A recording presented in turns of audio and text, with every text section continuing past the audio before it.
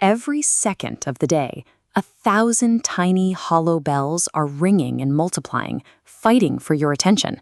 This constant noise engineers a trap. We hear an alert, react in a moment of panic, and get a fleeting hit of validation before the cycle immediately resets. When every chime requires an immediate response, the mind begins to feel hemmed in. You're left with a claustrophobic pressure to simply keep pace with the noise. We are swimming in a massive ocean of fragmented information, yet we remain entirely starved for actual, grounded truth. But there is an alternative. You can choose to step out of the artificial alarms and into absolute physical silence. Silence provides an active environment where a much older, deeper frequency finally has room to be heard. Finding peace in the modern world requires us to decide exactly which frequency we tune our minds to. Dr. George Washington Carver was one of the most celebrated minds in American history. He operated with a level of focus and clarity that stands as a masterclass in human attention. He navigated a landscape of severe, systemic racial prejudice, facing societal barriers designed to actively dismantle his progress. Despite those intense obstacles, his intellect and contributions eventually compelled the United States Congress to formally honor his work. This is a detailed botanical illustration of the peanut plant. His meticulous scientific rigor and biological innovations with this crop shifted the agricultural economy of the South. His clarity of mind did not happen by accident.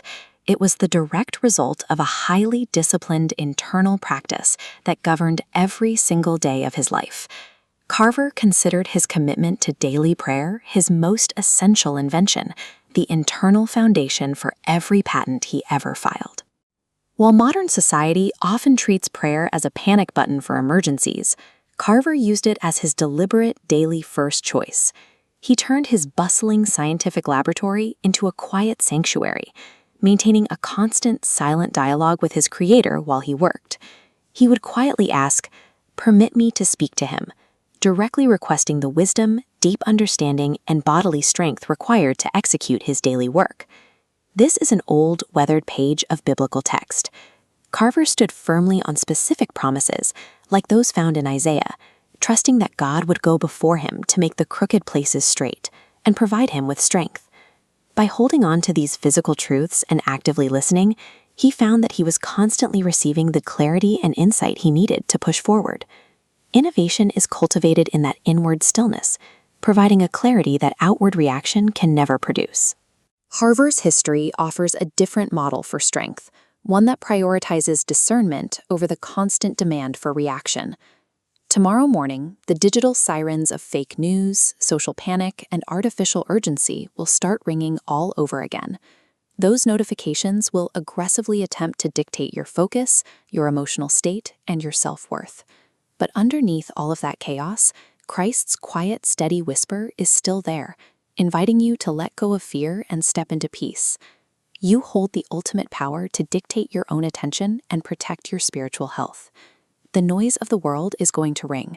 Every day, we alone choose which bell we will answer.